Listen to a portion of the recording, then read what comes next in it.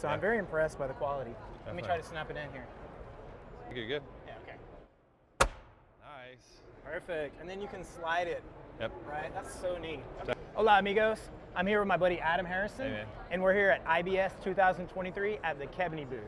So, Adam, show me what you got going on here, but before you do, let me pause you and say, is this my Zip 2.0 detail right here? Definitely. Oh man, thank you, buddy. It's not my favorite building practice. I love it. So, why don't you show me how this works, if you don't mind? Cool. So all of our clips are pre-positioned. We have two options. One could be a nickel gap, one can be a wide gap, or more traditionally a shiplap profile. Okay. So if you look on the back of each of these boards, the system comes like this. It's pre-milled grooves. You can kind of see the dimensions on the side. So you're not doing any of this on site, correct? Not at all. Not at all. And one thing I love about this system is they'll work with your architectural drawings and put together a materialist for you. So I think that's helped me kind of keep my waste down to around like 5%. This is Kebney Clear, so this is definitely our higher end option. We do have a Kebney Character option. Okay. And it's a little bit more grainy. You can see a little bit more knots on the character. Right. But the clear is my favorite personally. I love how it naturally grays out in patinas, or if you choose to treat it in a certain way, I just love the nice rich color.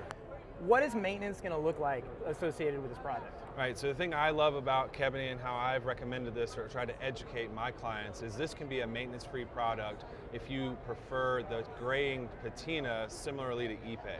Now, some people like to keep this nice chocolatey finish. I've used a hardwood penetrating oil before, but I think there could be some cool techniques to really enhance the look of this instead of it just naturally graying out. Right. I think the benefit of Kebney is it performs so well in exterior uses. In all climate zones, we have a documentary series that does interviews with structural engineers and architects on how this is performing in different climate zones. So I see why people reach for Ipe and why they're very hesitant to go another route. But I think this really gives you a good alternative to do so. Yep. How in the world do they do this, and what type of wood is it? So this is a radiata pine that they are growing in New Zealand. We're doing a dual modification process in Norway. So they're heat treating it, and they're also doing a sustainable chemical modification on a molecular basis. So that is allowing us to withhold a 35-year warranty for this lumber, and it's helping it stay dimensionally stable. So I think that is also, like, if you're looking for a long-lasting wood and a product that you're going to invest on, you don't want to see cupping and bowing after several years. Like, this is something that people want to feel good about their long-term investment. I think that's what this product and this whole system really is. You're investing in the longevity of a product.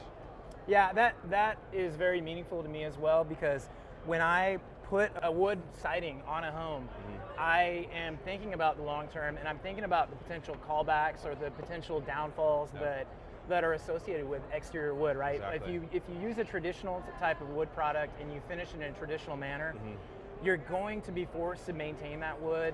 You know, it's probably going to be every 5 years or so. Sometimes it's less. I did a really beautiful fence, exquisite at my house, out of cedar, and it was incredible. And you know, here like four years later, it doesn't look so good. I'm getting ready to refinish the entire thing, and I literally used the most expensive product that I could buy to put on top of that and clear coat it. So I was really kind of bummed out because you know, I put so much effort into achieving that look. So when I'm actually sitting at that table as part of the decision-making process, there's a lot of responsibility and weight on my shoulders because my opinion is highly respected, appreciated, and has a lot of pull with ultimately what we're going to select.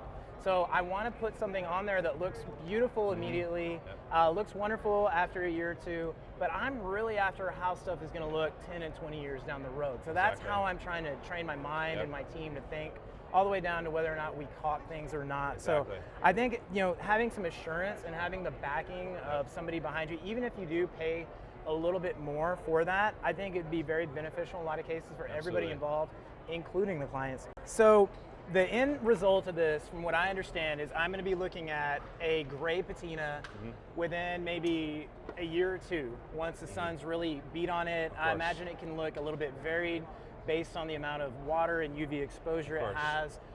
But ultimately, it's going to be very in line with my expectations of an Ipe or a Masaranduba or something like that. So if I wanted to change that color, Adam and I are actually playing around with a few ideas that we're going to experiment with off camera in a future setting So we're going to kind of leave y'all hanging off a cliff on that one. But I would love to be able to incorporate a few color options that would be long-standing and long-lasting as well. Absolutely. Just to kind of spice up the flavor and the situation there. Absolutely. I really love your booth and all the hard man. work you've been putting Thanks, in sir. and all the grinding you've been doing. Yeah, dude. And I want you to know everybody's watching. Yeah, I appreciate that, dude. Yeah, I'm trying to make you guys proud. Yeah, Yeah. You're doing a heck of a job, buddy. Thanks, brother. Thank Thank you. Appreciate Seriously. it. Adios, amigos. See you guys.